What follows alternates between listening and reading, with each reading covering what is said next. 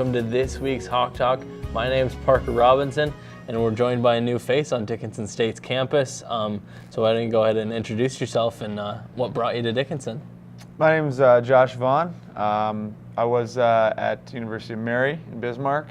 I came to Dickinson because there was a head coach opening, and it was a late time of the year. And I thought there was a lot of talent in this team, and I was just excited to be the head coach here. Yeah, definitely. And it's a pretty enticing position, coming off the year they had last year.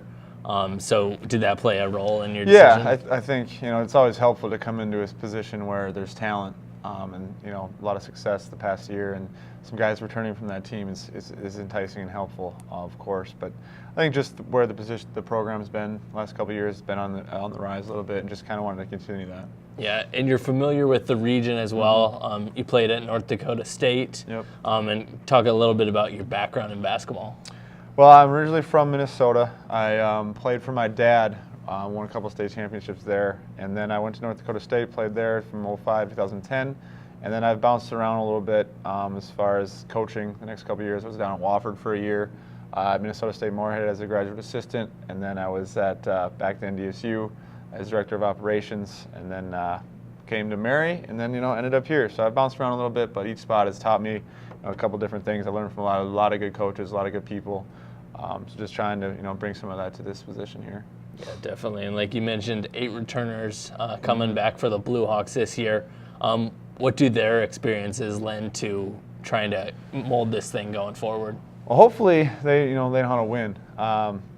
Coming off a championship season where got to the championship game in the conference tournament, missed out on the national tournament by one game, a couple games here, maybe an at-large bid. Hopefully they're hungry. They're looking to get back to the top spot and build on that success from last year and advance. Get to the national tournament, win a couple games, and that's what they've told me they want to do. I'm just trying to help guide them there. Yeah, definitely.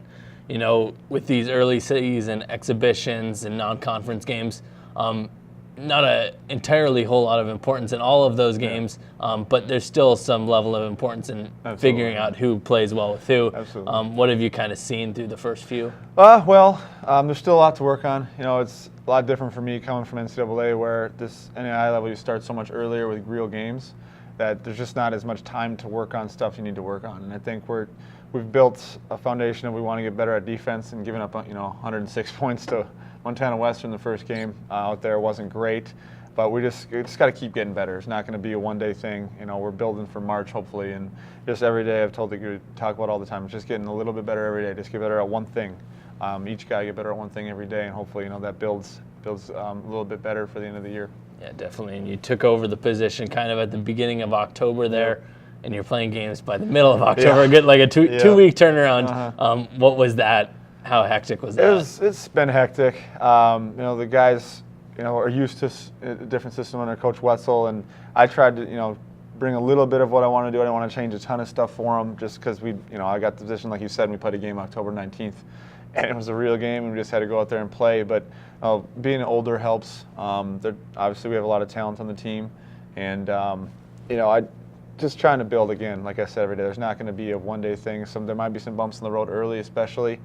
We don't want to lose any games, obviously, but hopefully we can learn from all those mistakes that we've made and get ready for conference.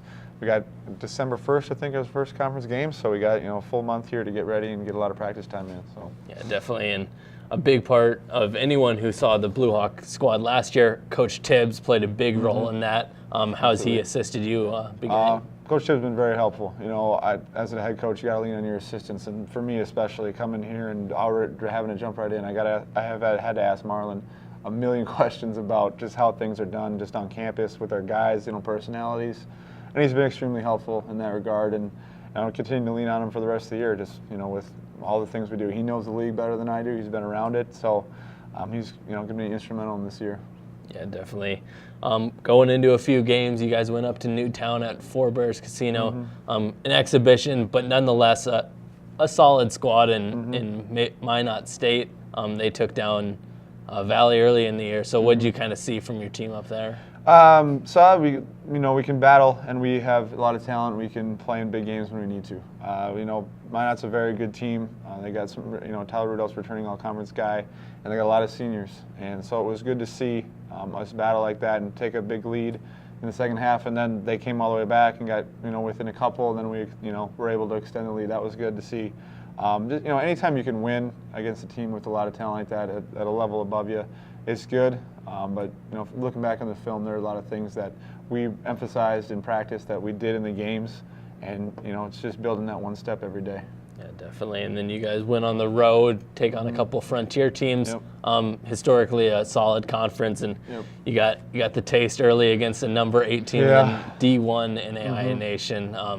And you played well as far as offensively. Offensively, we gave up 56 points in the first half, and that was a lot to come back from. We ended up taking a lead in overtime, and we talked about after the game, that first half is what got us. When we gave up, just had a couple miscues there and let them get comfortable offensively, and we had to expend a lot of energy in that second half to come back, and that might have done us in an overtime. So we just talked about not giving up those things in the first half there. Maybe it will, when the game's that close in overtime, there are so many plays that can go either way, that can win or lose a game for you, and you just got to realize that each play matters, and that's what we talked about after the game. So, yeah, it's a learning experience for sure. Yeah, definitely, and like you mentioned, a lot of energy expended in that, and it seemed like the guys were kind of drained going into that Montana Tech game the next day. Do you see the same? Yeah, a little bit. No, it's hard. We spent like I said, a lot of emotion coming back in that game, and there were, Montana Tech plays extremely hard,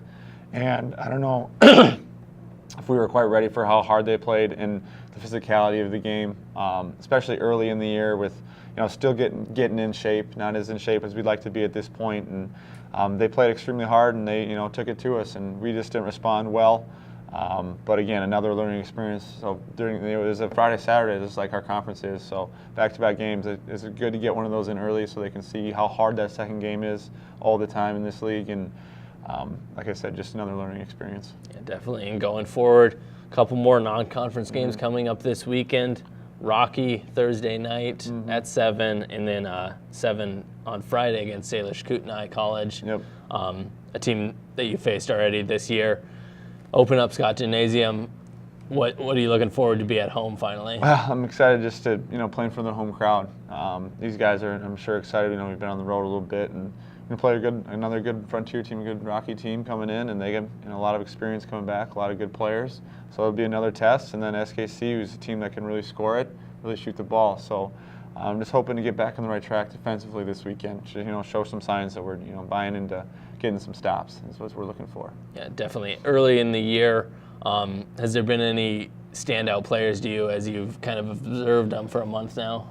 I mean, yeah, just all the guys, all the seniors, every guy has stepped up in a little different way. There's, so many guys that have played a lot of minutes, whether it be here or at other places, junior college or transfers, whatever. But every guy has stepped up in their own way. No one specifically has, stepped up just them individually. And just a lot of, every guy has taken a leadership role in a different way, just as being seniors. So they've been through it all, and they're kind of showing me, a little bit about themselves that way. And it's been a lot of fun so far.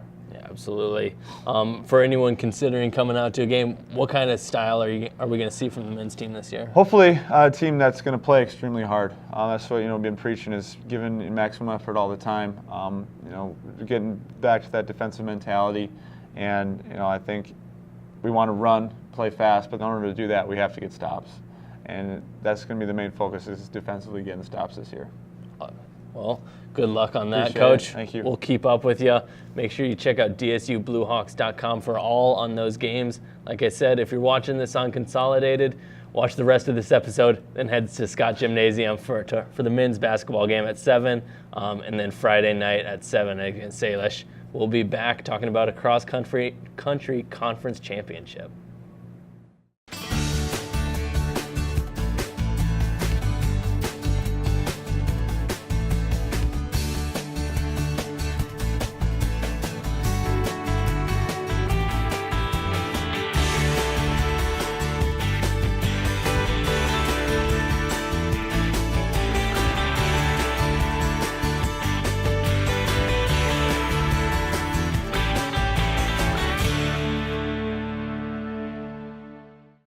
Welcome back to Hawk Talk for our Blue Feather focus, the Blue Feather Athletic Association, bringing student athletes that are very successful, and 2 of them we're joined by today. Why don't you go ahead down the line, starting with JC, introduce yourself, where you're from, and your major.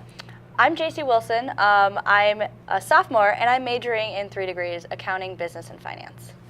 And I am Hunter Flynn. I'm from Whitehall, Montana, and I am majoring in exercise science. Yeah, absolutely. And you guys had quite the fun weekend at Jamestown, a snowy day, and winning conference. Just, what was kind of all the work that went into that, how tough has this season been for you? It's been going very great. With the new coach and everything, we were kind of a little hesitant coming in, but he's done a really great job. We kind of took off a little bit more of the mileage and put a lot more intensity on it. But overall, we've been having a pretty great season. The girls have been on top pretty much all season. The guys were right up there, so it's been a great season overall.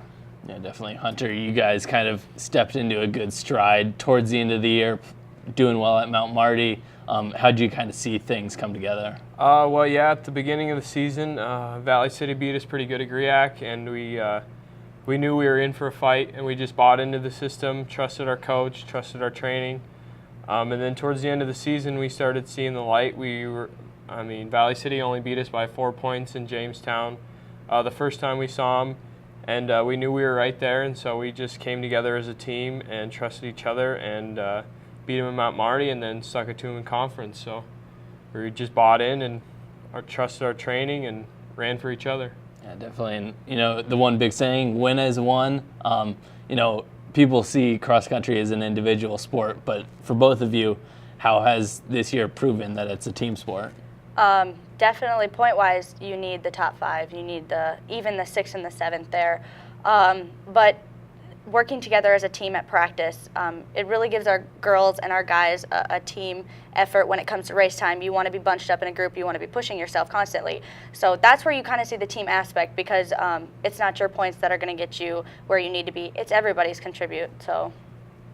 And definitely, like, the history of DSU is winning for sure. And so I came in here from a small school. I was the only decent runner for my school, so I never really had a team coming in. And from day one, I knew I was going to love it here. And we come together, and we knew it was going to be close to conference, and we knew that every team member was going to be important, even down to our 7th and 8th guy. So we just knew that if we were missing one guy, we were going to be struggling. So it takes all of us, and we need everybody we can get, and we came together, that's for sure. Yeah, definitely. And as you mentioned, just kind of this winning tradition, 3 in a row for both of the cross-country teams. Your guys' first, was that in your mind when you were choosing DSU? You want to be a part of something great? Yes and no. I fell in love with the coaches, and I fell in love with the team right when I got here. I wasn't too informed about the history, but when I got here, I knew that together you needed to be a tough athlete, you needed to be committed, you needed to be in it. But at the same time, we still have, the social life and the academics and stuff, which is really great. But yeah, coming in, I came here for the team. I came here for the coaches. I love them. We're a small, tight group, but we're always together, and we have a great bond. And that's what I came here for. But overall, it is great to be one of the strongest cross-country team in the conference. That is a plus to it, but. Yeah, the main reason why I'm at Dickinson State is for cross country. It's been my biggest dream to compete in college, and so I looked at it, and I looked at other schools around the area, and I said, well, DSU's a winning school, and I want to be a part of that, and I know I can be a part of a great team here. So that was definitely, cross country is the reason why I'm here at DSU. Yeah, definitely. And you guys went out and performed at conference, taking second overall for UJC, kind of leading the squad there. And Coach Whitcup always comes on and talks about race strategy. What was your race strategy getting going there? We actually changed the strategy a lot. Right towards the end, we were kind of going to have Lisa Townsend and Bailey Smith with me. We were going to kind of do a slingshot method to where we'd get around the top girl. She wouldn't see you coming, so you would go around her and you would start probably at the 2-mile mark to get ahead and get the crowd going. It didn't end up that way, clearly. The top 3 girls, it was me, a Waldorf girl, and a Valley girl that took off going way faster than I expected. I thought it was going to be a slower course, but it ended up being at least 20 seconds faster than I expected. But overall, it turned out really great. The strategy didn't go well, but the race went well. Yeah, definitely. And you guys had a pack of girls, 6, 7, 8. Yeah. How big is that, having your all top 5 in the top 10 overall? It's absolutely awesome. We expected that. We have a strong group of girls. We are always together working at practice. And we knew what our goals were going in, and it was absolutely fantastic to have the top 5 girls in the top 10. You don't really see that often. Like I said, this is one of the best seasons that we've had. So it's good to see that our girls came together, we worked together, we conquered our goals together. Yeah, definitely. And then on the guys' side too, you guys again had quite the group of a group bunched up, 9, 10, 11, all Blue Hawks. What was kind of the strategy on the men's side? Well, we definitely know the strength of our roster is right in the middle. Our 4-5, 3-4-5, you know. And we knew Chris was going to go out there and do what Chris does, run out there with the top guys. But we knew that me and Ernie had to stick together throughout the whole race, and that's what we've been kind of doing this second half of the season. And we knew Daniel was going to be right there, and Daniel ran an excellent race. He was 9th, I was 10th, and Ernie was 11th. And me and Ernie, we were in the trenches the whole race. There was 2 Valley guys in front of us and 2 behind us, and we just had to stay strong and pick them off. And I got the 2 at the end, and Ernie was right there with me. And I mean, that was kind of the determining factor. But you know, by mile 4, we already knew, just based on Rodney and Tristan and Chris, that we had it sealed up, and all we had to do was, you know, finish it out. So I mean, it was a tough race, but I mean, the goal was to beat Valley City, and we did it. So Yeah. can't complain there. Yeah, absolutely. And like you mentioned, you know, Ernie at 14th, and then even Trey at 18th. How nice is it to, you know, just top to bottom be a strong squad? Oh, it's awesome. I mean, our top 5 guys, our spread was like 45 seconds. And, I mean, that's how you go out and win conference championships. And then in practice, I mean, we're all right there. We're all running times that are so similar that we can push each other and make each other better each and every day. So that's a huge part of it too. Yeah, definitely. You know, JC, you at Mount Marty, you took 7th individually, 1957, coming to conference over a minute off of that time. You know, how hard has Coach Whitcott been pushing you in training to get there?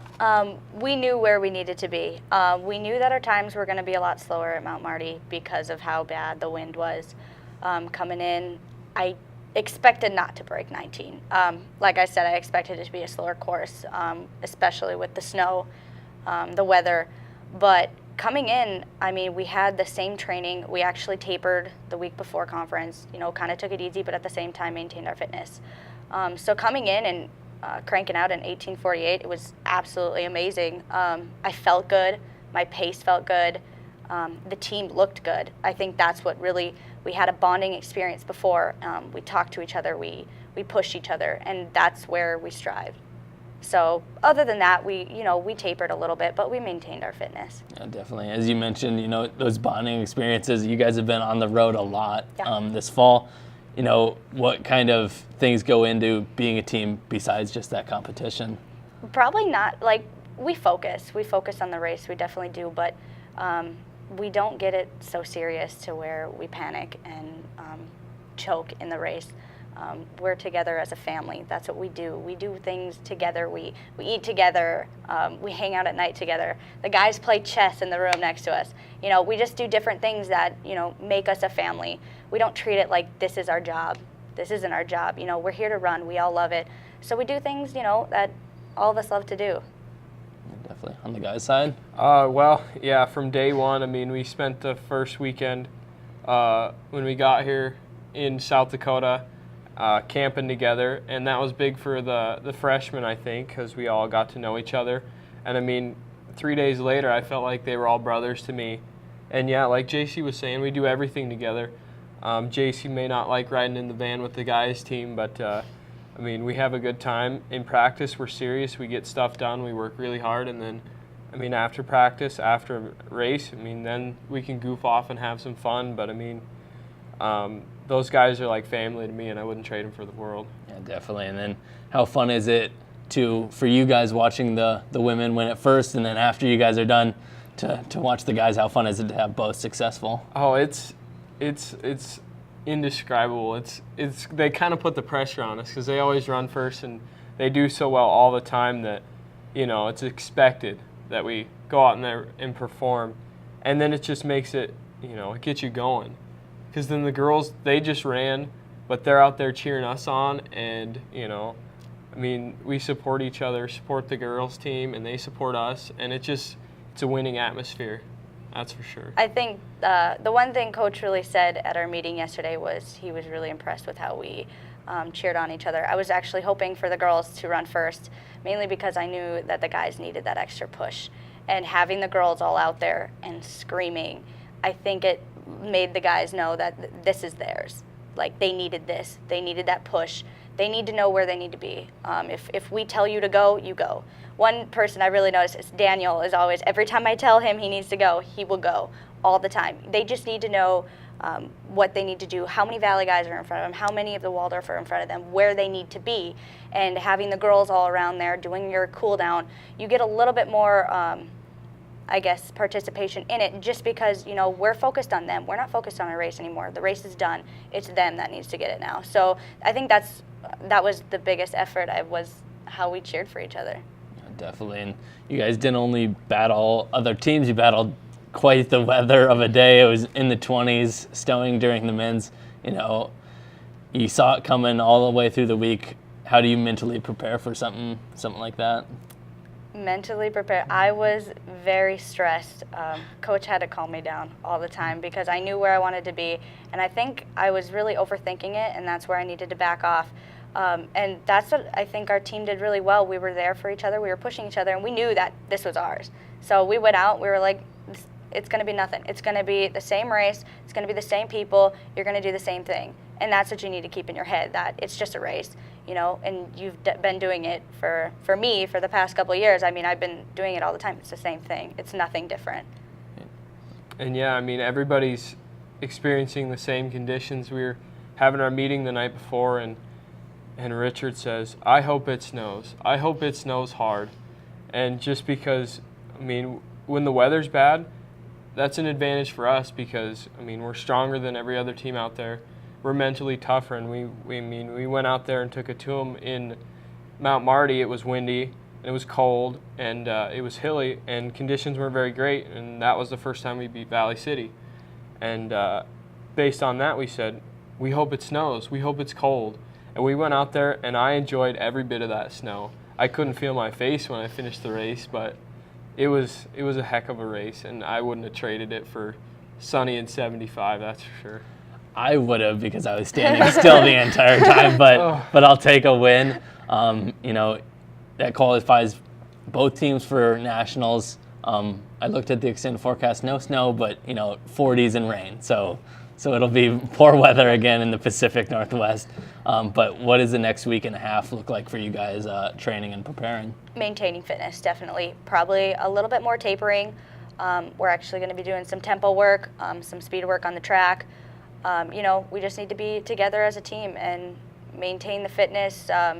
Never getting, pretty much what Coach says is the hay's in the barn. You can't get anything else out of this training. Our training is to the peak. This is where we are peaking. And so just maintaining the fitness, keep doing what we're doing, keeping the pace that we're doing just throughout the week. Absolutely. Yeah, just we got to continue doing what we're doing. All 8 guys PR'd in conference. We ran our best time, so we're right where we need to be. So we just need to keep doing what we're doing and stay healthy for nationals next week. Yeah, absolutely. Well, best of luck to you guys. Thank you. We'll be watching. Make sure you check it all out on dsubluehawks.com for the latest on cross country on their trip to nationals this weekend. Make sure you find your way to the BAC Saturday at 1. Football finishes up their regular season conference title, taking on Mayville, and then looking towards playoffs for them. So make sure you join us next week for a little look at that. Until next week, Hawks are up.